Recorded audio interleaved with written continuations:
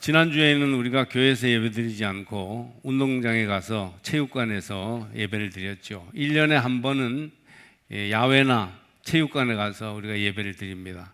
교회를 다 옮겨서 가서 예배 드리는 게 쉬운 일은 아니에요. 아주 복잡하고 번거롭지만 그래도 한 번은 세상 한가운데에서 영원하신 하나님을 경배하며 우리의 공동체 의식을 다시 새롭게 좀 확인하는 그런 의미로 하나의 축제를 계획하고 벌이는 일을 하고 있습니다.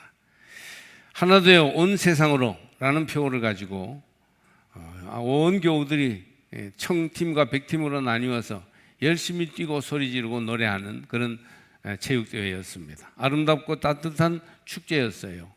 경기에 최선을 다해서 아슬아슬하게 아주 듀스를 몇 번 하면서 승패가 갈라지고 이렇게 한 끝에 이제 이긴 팀, 진 팀이 나뉘어지고 또 응원한 팀들도 이제 치하하며 이렇게 체육대회를 했습니다. 경기에도 물론 최선을 다했지만 다치지 않는 범위에서 열심히 했지만 응원의 진심이었지 않았나 싶습니다. 청팀, 백팀이 아주 열심히 응원했는데 야, 저렇게 또 야단스럽게 저런 면이 저분에게 있었는가 그렇게 생각했어요. 이제 응원 점수는 청팀이 조금 많이 받았는데 경기 점수는 백팀이 많이 받았고 청팀의 응원 단장은요 다크호스가 등장해가지고 그 아들이 춤을 잘 춰요. CCM을. 그래서 저게 누구한테 나온 건가 했더니 드디어 이제 지난 주일날 밝혀졌습니다. 깜짝 놀랐어요. 그런 또 끼가 있는지 우리 모두가 즐거워한 그런 축제가 아니었나 생각합니다. 오늘은 맥주감사절입니다. 맥주절은 구약 성경에 기록된 이스라엘의 3대 절기 가운데 하나로 하나님께서 주신 첫 수확을 감사하는 절기, 페스티벌, 축제입니다. 성경에서는 이 절기를 칠칠절 또는 오순절이라고 부르며 6월절 이후 7 안식일이 지난 다음 날에 지켰습니다. 농경사회였던 이스라엘 백성은 보리와 밀의 첫 열매를 하나님께 드리며 한 해의 모든 소산이 하나님의 은혜임을 고백하였습니다. 후대 유대교에서는 맥주절에 새로운 신앙적 의미가 더해졌습니다. 6월절을 통해 출애굽한 이스라엘 백성이 약 50일 후 시내산에 도착하여 하나님으로부터 율법을 받은 사건을 기념하는 절기로 지킨 것입니다. 따라서 맥주절은 단순히 농사의 첫 열매를 감사하는 절기를 넘어 하나님께서 언약 백성에게 율법을 주시고 새로운 공동체를 세우신 은혜를 감사하는 절기로 발전했습니다. 유대인들은 이날 율법을 다시 읽고 묵상하며 하나님의 말씀을 받은 은혜를 기억하였습니다. 이와 함께 맥주절은 보리와 밀 추수를 감사하는 절기로 계속 이어졌습니다. 첫 수확을 하나님께 드리는 것은 모든 소산의 주인이 하나님이심을 인정하는 것입니다. 또 가난한 자와 나그네를 배려하도록 명하신 하나님의 뜻을 실천하는 절기였어요. 이러한 정신은 감사와 나눔 그리고 공동체적 사랑을 함께 실천하는 절기를 의미하고 있습니다. 만약 신약 사도행전 2장을 보면 맥주절인 오순절에 성령께서 강림하셨어요. 이 사건은 예수 그리스도의 약속이 성취된 날이며 교회가 탄생한 역사적인 순간으로 보고 있습니다. 따라서 기독교에서는 오순절을 성령 강림절로 기념하며 하나님의 구원 역사와 성령의 사역을 지키는 것입니다. 오늘날 한국교회에서 지키는 맥주감사절은 성경에 명시된 절기를 그대로 재현하는 것은 아니에요. 대부분 7월 첫째 주일을 맥주감사주일로 지키며 상반기 동안 베풀어 주신 하나님의 은혜와 보호하심에 감사하는 예배를 드립니다. 그리고 성령 강림절은 따로 구분되어 있어요. 따라서 오늘날의 맥주감사절은 구약의 첫 열매 감사, 유대교의 율법 수여 기념, 신약의 성령 강림의 의미를 함께 되새기며 하나님 은혜에 감사와 헌신으로 응답하는 절기로 지킵니다. 오늘 나는 하나님을 의지하여 맥주절이 축제라는 점을 생각해 보려고 합니다. 이 맥주감사절 축제를 바로 지키고 어떻게 축제 절기를 일상의 생활과 연결시킨 것인가 생각해 보시기 바랍니다. 감리교회를 비롯한 한국 교회는 농경사회의 추수감사뿐 아니라 일상 속에서 베푸신 하나님의 인도와 삶의 열매를 감사하는 절기로 이해하고 있습니다. 물론 이제 농경이라는 말에는 목축도 포함되는 거예요. 오늘날 고대의 축제가 가장 잘 남아있는 세계인의 축제를 들려면 올림픽을 말할 수 있겠죠. 또 단일 종목 스포츠로서 가장 큰 축제를 들려면 단연 월드컵 축구를 들 것입니다. 엄청나게 많은 나라들이 세계에서 막 엄청난 열기를 가지고 밤을 새가면서 축구를 보는 때가 이때입니다. 올해도 6월 12일에 개막하여 7월 20일까지 이어지는 월드컵 축구는 전 세계인의 축제입니다. 우리나라 축구팀은 첫 경기에서 승리하여 한껏 기대를 부풀게 하더니 두 번째, 세 번째 경기에서 지고 조별 3위를 한 나라들과 끝까지 순위 경쟁을 하더니 결국은 예선 탈락이라는 쓴 잔을 마시고 말았습니다. 우리가 이렇게 서운해하는 것은요, 이웃 일본이 상대적으로 잘하기 때문입니다. 일본은 조별로 2위로 통과해서 그래서 32팀이 경쟁하는 본선으로 토너먼트로 올라갔죠. 그런데 브라질한테 졌습니다. 더 올라갔으면 우리가 엄청 배가 아플 뻔했는데, 그런데 일본은 32강에서 탈락하긴 했지만 상당히 수준 높은 경기를 하는 것으로 세계에서 평가를 받은 축구를 했습니다. 우리나라 감독 홍명보 씨는 세계의 역적 취급을 당하였고 선수들은 얼굴을 들지도 못하고 황망한 발걸음으로 인천공항을 통하여 귀국하였습니다. 축제는커녕 아주 대패한 그런 부끄러움을 안는 잔치가 되고 말았습니다. 돌이켜보면 2002년 서울 도쿄 월드컵 때 얼마나 대단했었습니까? 그때처럼 온 국민을 흥분하게 하고 기쁨과 감격을 주었던 일이 있었던가 싶습니다. 처음에는 운동장에 간 사람과 집에서 TV 보는 사람과 이렇게 구분되었는데 축구 열기가 뜨거워지면서 세계에서 유례를 볼 수 없는 거리 응원이라는 것이 하나의 응원 문화로 자리를 잡았다는 거 아닙니까? 이탈리아와 16강전을 했을 때는 정말 국민들의 피가 뜨거워졌었어요. 원주에서 제가 섬기던 교회에 동네 사람들이 와서 다 영상으로 경기를 보았는데 처음엔 앉아서 보더니요, 나중에 일어서서 보고, 그리고 막판에 3분 남아서 지고 있다가 극적인 동점골이 터지고 연장전에서도 몇 번 질 뻔하다가 안정환의 골든골이 터졌을 때 모두가 다 들고 뛰면서요, 다 막 난리가 난 거예요. 높이 뛰기를 막 하는 거예요. 몇백 명이 교회에서 높이 뛰기를 하면 교회가 어떻게 되겠습니까? 막 흔들흔들 우르릉쿵쾅 하는 거예요. 저는 그때 교회 무너지는 줄 알고 정말 혼났습니다. 온 국민이 똘똘 뭉쳐서 4강까지 갔고 정말 엄청난 축제가 벌어지게 되었죠. 6.25 때 난리는 난리도 아니었습니다. 그것은 바로 거대한 축제 그 자체였습니다. 우리나라에 와서 맥추절은 더욱 뜻깊은 절기가 되었습니다. 지금은 절대 궁핍을 면했다고는 하나 우리 선조들이 이맘때는 매우 굶주렸어요. 전통적인 한국 교회들이 맥추절을 춘궁기를 끝내는 절기로서 궁핍 면제의 감사 축제로 지켰던 것입니다. 또한 이런 농사의 때와 맞추어 6월 말이나 7월 초에 맥추 감사절 지내다 보니 농사를 짓지 않는 도시의 사람들은 1년의 반인 연중에 감사드리는 절기로 지키게 되었습니다. 우리 교회도 하루 한 끼나 두 끼를 겨우 먹거나 잘해야 꽁당 보리밥을 먹던 그때의 가난을 면케해 주신 하나님께 감사드리는 절기로 지키고 있습니다. 여러분 감사하세요. 생각해 보십시오. 절대 빈곤을 면하고 우리 아이들에게 필요한 양식을 줄 수 있다는 것, 얼마나 감사한 일입니까? 지금도 세계의 어떤 부분에서는 아직도 양식이 없어서 배고픔으로 굶주리는 나라들이 있습니다. 절대 빈곤에 허덕이는 많은 사람들이 있어요. 우리들도 어릴 때는 분식의 날, 혼식 장려 하면서 부족한 식량 문제를 채워나가기에 피곤했죠. 우리 가운데에는 굶는 사람들이 부지기수였습니다. 도시락을 싸가지 못해 점심시간에 물로 배를 채우고 바람 쐬고 들어오는 아이들이 적지 않았습니다. 그러므로 겉으로 대단히 드러나는 축제를 벌이지는 않더라도 하나님 앞에서 궁핍을 면하게 해주시고 풍성한 물질의 복을 주신 것에 대해서 진심으로 감사를 드립시다. 말씀을 주시는 것에 대해서 정성을 다해 감사드리시길 바랍니다. 성령을 주셔서 날마다 인도하시고 힘주시는 것에 우리는 감사해야 해요. 여러분 속에 하나님을 향한 마음의 감사가 먼저 있기를 바랍니다. 그리고 고마운 것을 고마운 줄 아는 사람이 제대로 된 사람임을 기억해야 합니다.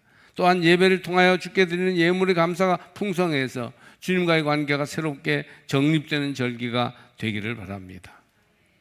축제는 단순히 즐기고 쉬는 시간을 넘어 사람들에게 기쁨과 활력을 제공하며 공동체를 하나로 묶는 중요한 문화적인 역할을 합니다. 나를 회복하고 우리를 회복하는, 개인이 심리적으로 치유함을 받고 공동체가 새롭게 서는 그것이 축제예요. 예를 들면 독일의 옥토버 페스트라는 축제와 브라질의 리우 카니발이라는 축제가 있는데 세계적으로 유명한 축제지요. 사람들의 일상생활을 더욱 풍요롭고 행복하게 만드는 대표적인 사례입니다. 독일 뮌헨에서 매년 열리는 옥토버 페스트는 1810년 왕실 결혼식을 기념하는 행사에서 시작되어 오늘날 세계 최대의 민속축제로 발전했습니다. 축제 기간에는 전통 의상을 입은 시민들과 관광객들이 함께 모여 독일 전통 음악과 또 음식, 춤을 즐긴다고 합니다. 이 축제를 사람들은 단순히 맥주를 마시는 행사로 아는데 사실은 가족과 친구들이 함께 시간을 보내며 서로를 격려하고 공동체 의식을 키우는 문화의 장입니다. 또한 수많은 관광객이 방문하여 지역 경제를 활성화하고 시민들에게 자부심을 심어줍니다. 브라질의 리우 카니발은 사실은 기독교적인 절기와 연관이 있어요. 사순절을 앞두고 열리는 축제입니다. 세계 최대 규모의 축제죠. 사순절이 시작되면 금식과 금욕을 하게 되니까 그 전에 마음껏 즐기자. 그리고 다음 주부터 금식이야. 이런 식의 뜻을 가진 절기로 시작된 것입니다. 화려한 삼바 퍼레이드와 눈부신 의상, 거리 공연은 브라질 국민들의 열정과 창의성을 보여줍니다. 카니발 기간에는 남녀노소와 계층을 넘어 모두가 함께 노래하고 춤추며 서로를 존중하고 화합하는 분위기가 형성된다고 해요. 축제를 준비하는 과정에서도 지역 주민들이 함께 의상을 만들고 공연을 연습하면서 협동심과 공동체 의식을 키우게 됩니다. 개인이 심리적으로 강해지고 공동체가 또 개인들이 모여서 더 든든해지는 그런 축제라는 것이죠. 이처럼 축제는 사람들에게 일상에서 벗어나 휴식과 즐거움을 제공할 뿐 아니라 공동체를 하나로 연결하고 지역 경제와 문화 발전에도 크게 기여합니다. 현대 사회에서 바쁜 삶을 살아가는 사람들에게 축제는 삶의 활력소가 되며 서로를 이해하고 함께 기뻐하는 시간을 만들어줍니다. 따라서 옥토버 페스트와 리우 카니발은 단순한 행사를 넘어서 사람들의 삶을 더욱 풍요롭고 행복하게 만드는 소중한 문화유산이라고 할 수 있어요. 이 축제 혹은 감사라는 측면에서 맥주감사절은 현재의 삶을 하나님의 선물로 받아들이게 합니다. 여러분에게 지금 주어진 삶은 하나님의 선물이에요. 잘 누리시고 갖고 가시기를 바랍니다. 사람은 때로 부족한 것에 마음을 빼앗기기 쉽지만 감사의 절기는 이미 받은 은혜를 바라보게 합니다. 건강, 가족, 일용할 양식, 신앙 공동체, 하루하루의 삶, 이 모두가 감사의 제목이 됩니다.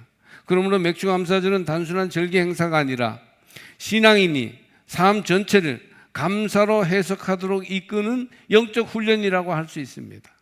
우리 마음속에 감사가 깊이 아로새겨지고 이 감사를 서로 나눔으로써 기쁨과 웃음의 축제가 되게 함으로써 개인이 심리적으로 강해지고 공동체가 살아나는 그런 뜻이 있는 절기가 바로 축제인 것이죠. 공동체 정신의 측면에서도 맥주감사절은 중요한 의미를 가집니다. 성경의 모든 절기가 그렇듯이 개인만의 감사가 아니라 이웃과 함께 나누는 감사였어요. 그래서 맥주감사절은 성도들이 함께 예배하고 서로의 삶을 격려하며 어려운 이웃을 돌아보는 계기가 됩니다. 감사는 혼자 간직히 할 때보다 나눌 때 더 깊어지고 공동체는 그 나눔을 통해서 더욱 따뜻하게 이루어져 가게 되는 것입니다. 할렐루야. 연중절기인 맥주절을 지나고 있습니다. 감사의 축제에서 얻은 기쁨과 감격, 깨달음은 계속 진행되는 우리의 삶 속에서 이어지고 실천되어야 합니다. 여러분의 지금 마음의 색깔이 어떻습니까? 어둠과 원망, 미움만 가득 차 있다면 이 맥주 감사절을 지나면서 감사와 기쁨을 회복하는 마음이 되시기 바랍니다. 유대인들은 맥주제를 지내면서 첫 열매에 대한 하나님께 대한 감사를 드려요. 아직도 풍성하진 않지만 그러나 굶는 것을 면할 정도의 양식을 주셨다 하는 감사가 있었고, 또 율법을 주신 것을 감사하며 자신의 삶을 바로 잡았습니다. 이처럼 민족적인 축제를 지내고 나서 유대 백성들은 온전히 새 힘을 얻어 역사를 전진해 갔던 것입니다. 먼저 맥주절에서 우리는 자신을 소중히 여기는 것을 배워야 합니다. 함께 모여 각자 자기의 목소리를 내며 어우러지는 것이 축제예요.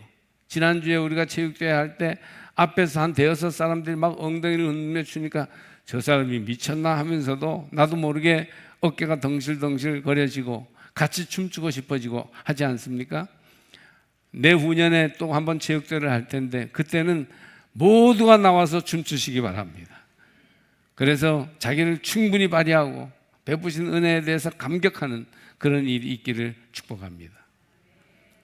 율법을 주신 것을 감사하는 날이 또 맥주 감사절이에요. 그 율법대로 하는 것은 각자 백성들이 하는 것이죠. 축제로 모여 하나님 앞에 감사 예배를 드리면서 맥주절의 말씀대로 살아갈 각자의 삶을 돌아보았던 것입니다. 예를 들어서 월드컵 같은 것도 왜 그리 야단법석입니까? 생활 속에서 항상 즐기는 축구를 매개로 하여 각자 자기를 표현하면서 한 민족, 한 세계인으로 어우러지는 것입니다. 우리도 비록 예선 탈락이라는 쓰라린 결과를 가져왔지만 개막식 공연 때 우리 가수 이재, 배우 신영균의 외손녀가 우리말이 함께 나오는 노래를 부를 때 얼마나 가슴이 열리고 좋았습니까? 여러분, 자신감을 가집시다. 건강한 자아, 밝은 자신이 되십시오. 맥주절에는 우리가 하나님의 은혜 가운데에서 원망과 시비를 다 떨쳐버리고 감사함으로 마음이 열려지는 때가 바로 맥주 감사절입니다. 모든 마음의 병을 치유하시기를 주의 이름으로 축복합니다. 맥주절에 함께 하시는 하나님께서 여러분의 작은 멘탈의 문제들, 그런 것들을 다 쫓아내 버리시기를 바랍니다. 매운 고추는 멕시코 사람들도 먹는다고 해요. 고추 먹는 나라들이 좀 있습니다. 그런데 고추를 고추장에 찍어 먹는 나라는 세계에서 우리나라뿐입니다. 이처럼 우리는 아주 독하고 강하고 담대합니다. 얼마든지 우리 자신에 대해서 자부심을 가질 만한 강단이 우리에게는 있어요. 우리에게 하나님은 너무 소중하고 위대한 것을 많이 주셨습니다. 자신을 소중히 여기고 잘 가꾸어 가시기 바랍니다. 손흥민 선수는 가끔 인터뷰할 때 한국 사람인 것이 너무 감사해요 하면서 눈물을 흘리는데 가슴이 뭉클하더라고요. 너무 훌륭한 마음 아닙니까? 우리 삶의 기본 정서가 자신감에 근거한 감사가 되게 하십시오. 감사가 내 마음에서 차고 넘치면 모든 마음의 병, 정신적인 병이 다 치유될 줄로 믿습니다.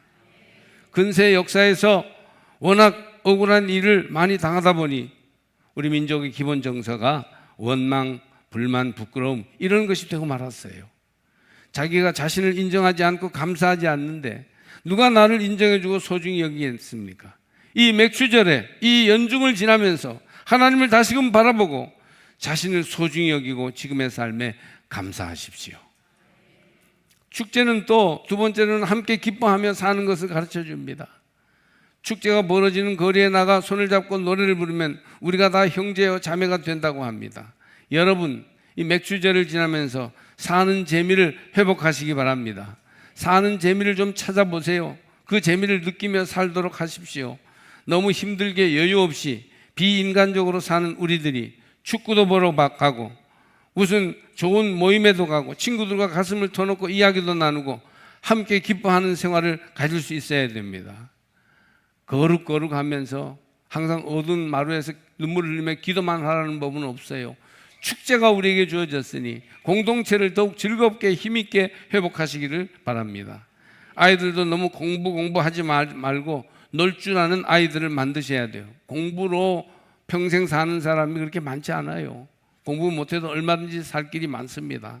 플레이 하드, 스터디 하드. 교회를 중심으로 일상이 축제가 되게 해야 합니다. 공부할 때는 하고 놀 때는 화끈하게 놀 줄도 아는 아이들로 우리 자녀들을 기르면 주님도 잘 섬기게 될 것입니다.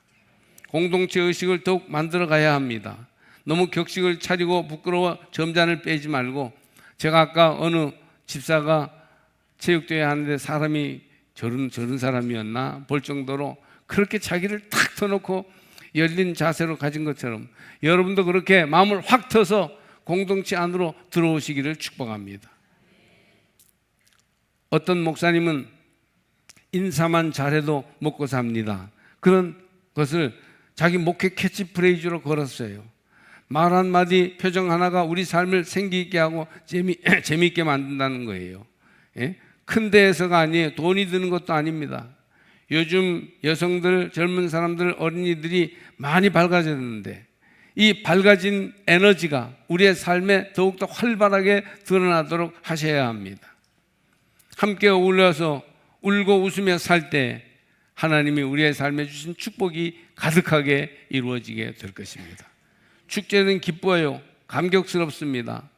역사와 현실이 들어있어 사랑이 넘치고 의미가 가득합니다. 하나님께서 계명을 주시고 말씀을 주셨어요. 이 맥주제를 지나면서 축제의 의미를 생각하시기 바랍니다. 말씀대로 살고 어려워도 계명을 지키면 하나님이 함께 해주시고 복을 내려주십니다.